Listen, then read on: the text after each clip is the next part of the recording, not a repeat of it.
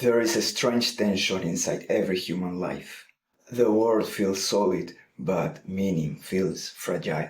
We wake up, go to work, talk to people, go through routines, yet something inside keeps asking questions that the routines cannot answer. Questions about purpose, truth, orientation, and transcendence, not supernatural fantasies. The quiet intuition that life has a depth we keep brushing against but can't quite define. This video is about that depth and why it often goes wrong. When spirituality becomes ideology, it becomes dangerous. When it becomes pure subjectivity, it becomes delusional.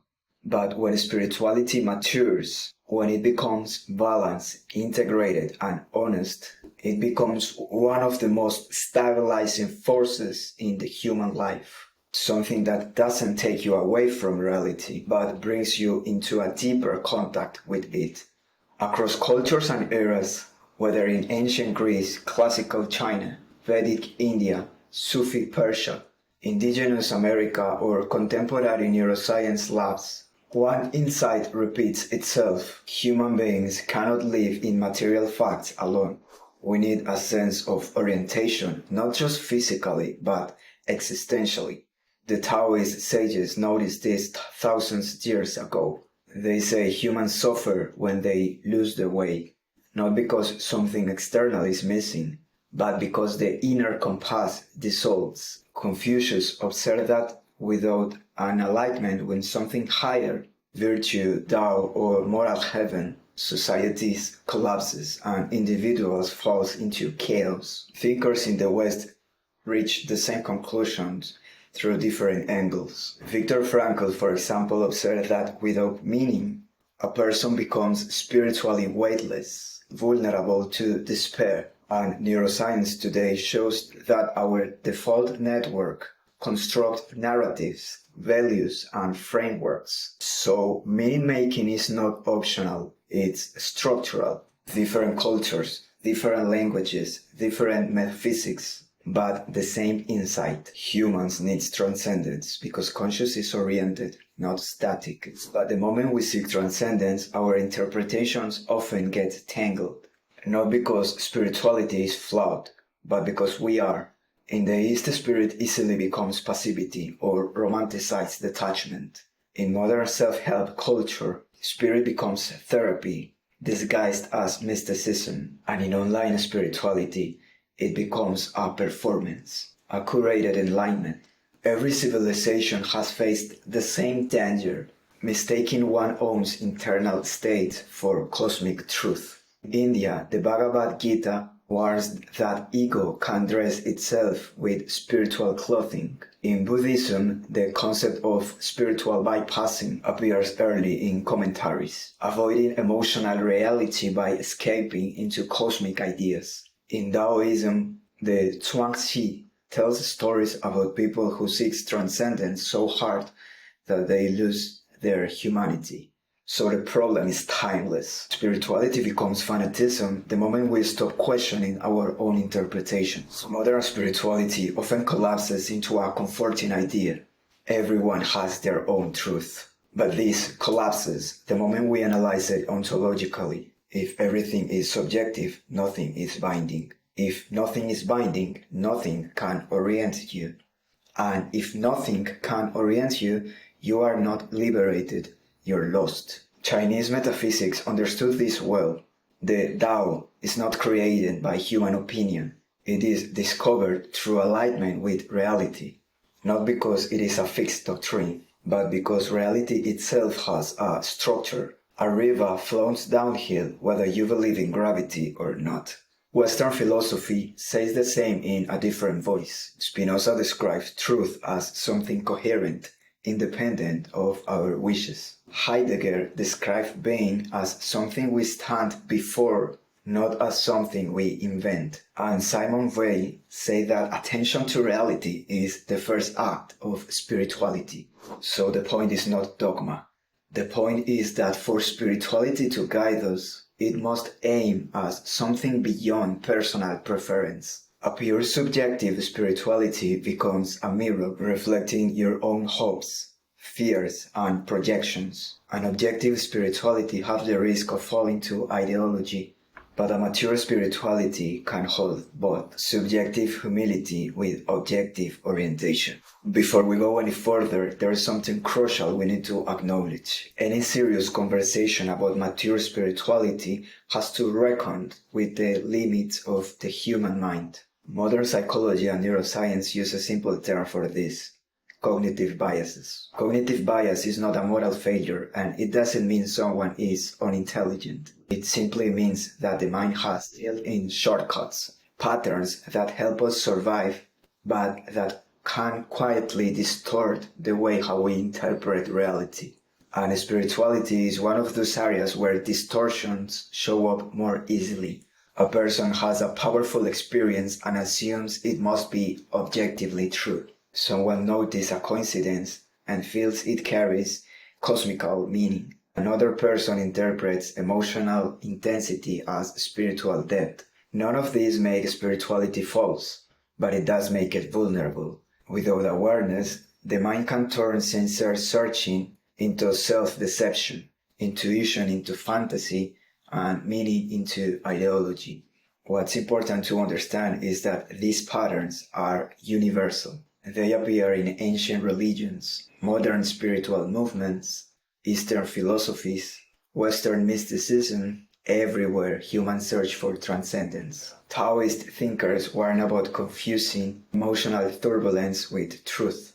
Buddhist tradition warn against clinging to views. Even neuroscience shows how intense experiences can trigger certainty in the brain, regardless of whether the interpretation is accurate. This doesn't mean we should distrust spirituality, but it means we should approach it with discernment.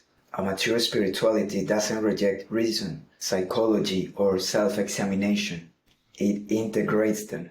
It understands that the mind can illuminate reality, but it can also quietly mislead us. This topic alone deserves its own exploration, and we will go deeper into it in future videos, because understanding how cognitive biases shape spiritual beliefs may be one of the most powerful safeguards against fanaticism, illusion, and self-deception. A mature spirituality is not loud, it's self-confident. It does not preach, perform, or seek followers. It kind of resembles what Lao Tzu described: something soft that shapes the heart, something quiet that carries the real weight. Mature spirituality is characterized by a few essential qualities, not dogmas but textures of being. It includes clarity, a willing to see reality even when it contradicts your desires. It includes humility, an understanding that your perception is imperfect. It includes courage, the ability to be open to truth even when it hurts. It includes ethical grounding, a sense that your life is not about your experience, but about your impact. And perhaps most importantly, it includes the capacity to bear suffering without collapsing into narratives of punishment or cosmic explanation. Buddhism also describes this, saying suffering is a fact, but meaning is a skill. A mature spirituality gives you enough strength to carry unjustified suffering, not by interpreting it as meant to be, but by allowing you to stay present through it. It anchors you, it steadies you, it gives you moral weight, existential resilience, and ethical clarity. In mature spirituality, by contrast, is always fragile. It needs validation. It seeks cosmic signs. It avoids responsibility. It oscillates between superiority and insecurity. It treats the universe or God like a vending machine for comfort. Mature spirituality treats the universe and God like a reality to engage with it deeply. If you strip away rituals, metaphors, cosmologies, and cultural differences, something remarkable appears. Almost every spiritual tradition points into the very same insights. Chinese philosophy says harmony with the way. Greek philosophy says alignment with virtue and truth. Indian philosophy says liberation through knowledge and right action. Islamic mysticism says surrendering the ego to a greater real. Christians say transforming the heart into love aligned with the being.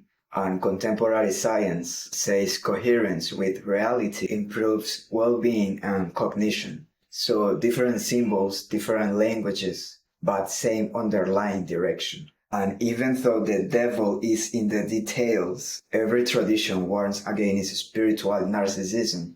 Every tradition warns about confusing feeling with truth. Every tradition warns that suffering is inevitable, but your orientation towards suffering can transform it. This convergence is not accidental. It reveals that spirituality at its core is an attempt to live in alignment with the structure of reality, not in escape from it. So a mature spirituality is not decoration. It's not a lifestyle brand. It's not a personal aesthetics. It serves a function, a very serious one. It helps you remain honest when honesty is painful. It helps you stay grounded when the world becomes chaotic. It helps you act ethically even when you could get away with selfishness. It gives you resilience that is not based in denial, but on depth. It helps you distinguish insight from hallucination, intuition from projection, and truth from comfort. In other words, a proper spirituality helps you to live well, not just feel well. It doesn't remove suffering. It gives you a relationship with suffering that's not destructive. It doesn't remove uncertainty. It gives you the courage to stand inside it. It doesn't guarantee comfort. It helps you grow into someone that can carry discomfort without losing integrity. This is what a mature integrated spirituality looks like. Not fireworks, roots. So maybe the real question is not if spirituality or religion is real or not. Maybe the question is whether we are approaching it with enough humility to make it meaningful. Because spirituality is not just something you believe. It's something you grow into it. A way of being that connects you to reality without requiring illusions, ideologies, or cosmic stories. And perhaps the deepest question you can ask yourself is this: am I seeking truth or am I seeking comfort? Because the path you choose will shape not only what you believe, but who you become. So you can reject religion, you can reject institutions, you can reject superstition, but you cannot reject transcendence without falling apart. And this is not about beliefs, this is about the architecture of consciousness. And this is what we talk about in this channel. Spirituality that is deep, lucid, structured, free of fanatism, and full of meaning. This series is just the beginning, because the journey only gets deeper from here.